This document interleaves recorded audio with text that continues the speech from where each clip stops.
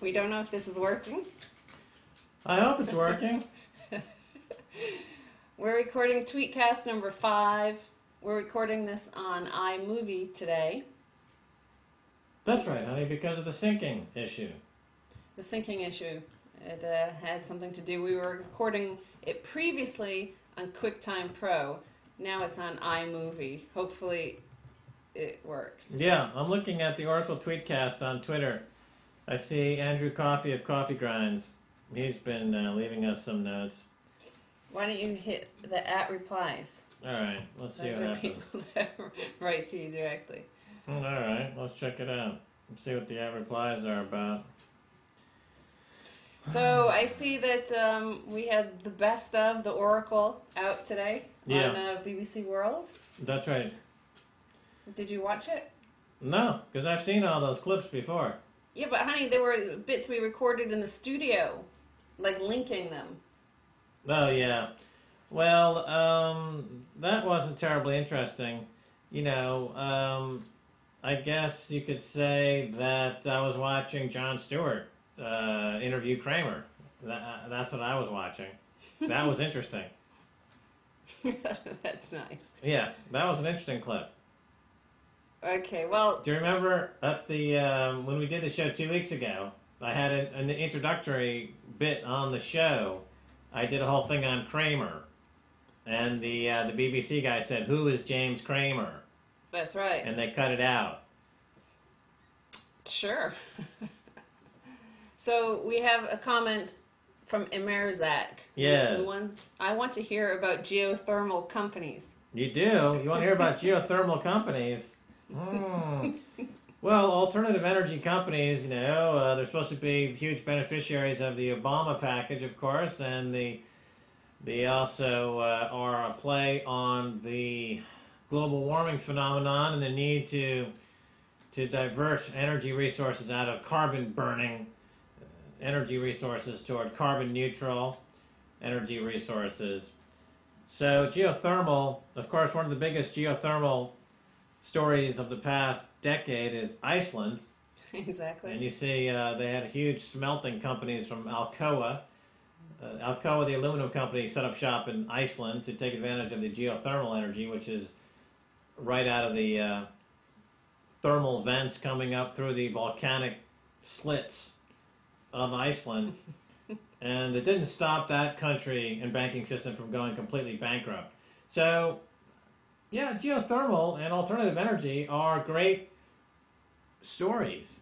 But are they going to survive the decimation of the banking system by the same group of characters that have been in charge for 5, 10, 15, 20 years?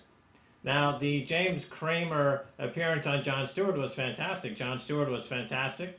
And I think now there's a genuine mainstream interest in topics like market manipulation because Jon Stewart played on his show the tape of James Cramer admitting to and explaining how he manipulated the market when he was a hedge fund manager, the techniques used.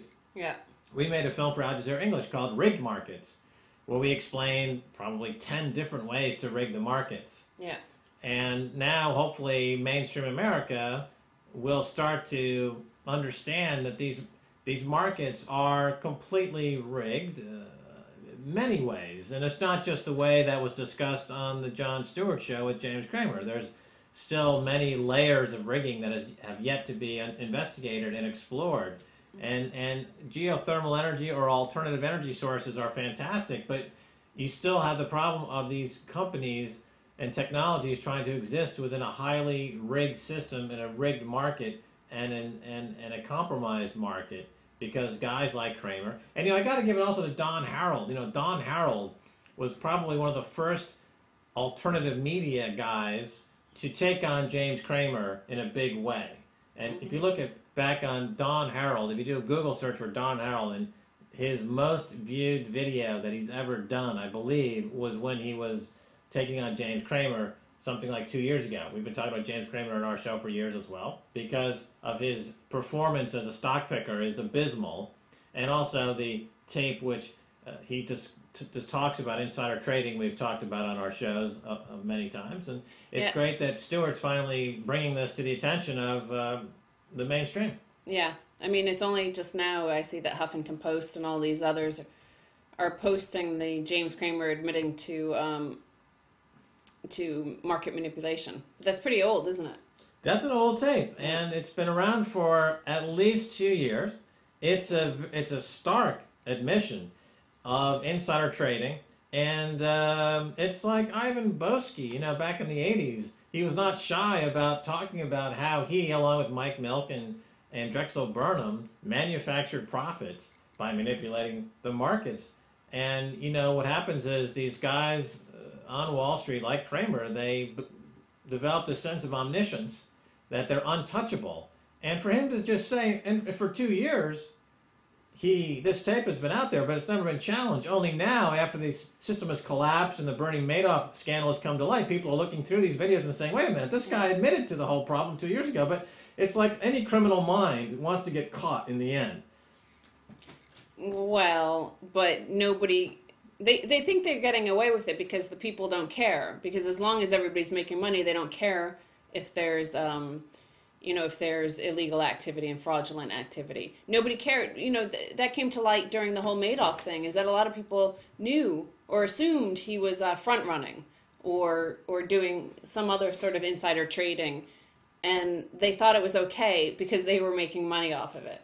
That came out during the Bernie Madoff investigation, that many people assumed he was front-running, which is another way to take advantage of what are basically unstable markets and through various market manipulative techniques.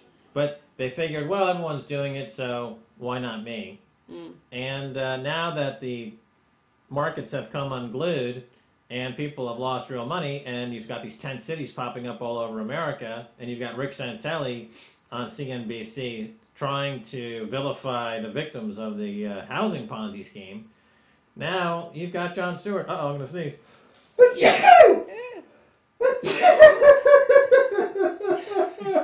You're crying. Max, we just got a tweet from J.D. Lacey, UK1.